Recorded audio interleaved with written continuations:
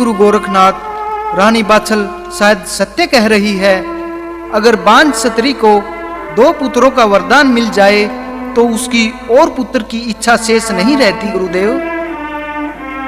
जी हाँ महाराज, मैं सत्य कह रही हूँ, मैंने कोई वरदान नहीं लिया।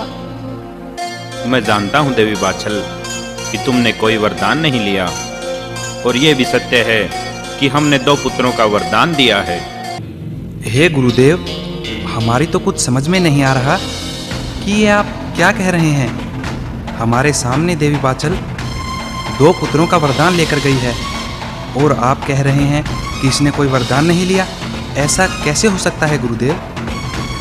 ऐसा हो सकता है शिष्य उग्रनाथ। जरा याद करो, तुमने दद्रेवा के महलों से आकर कहा था कि मुझे तो आश्चर्य होता है कि भगवान ने काछल व बाछल की सूरत एक समान क्यों बनाई।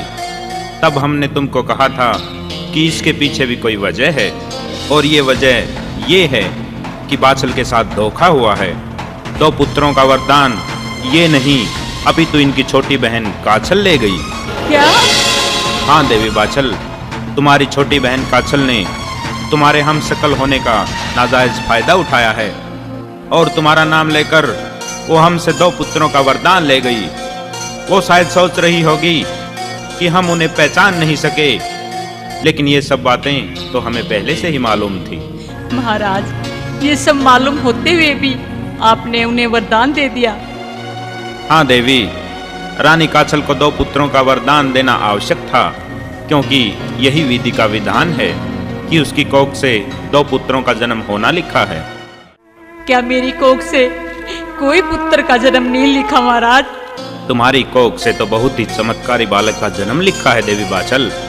स्वयं पद्मनाग अवतारी चाहार वीर गोगापीर तुम्हारी कोख से जन्म लेंगे। क्या?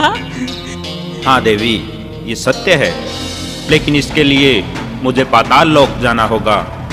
वहां से बहुत ही शक्तिशाली वासक नाग से वो सिद्ध गूगल लानी होगी, जिसमें स्वयं पद्मनाग वास करते हैं।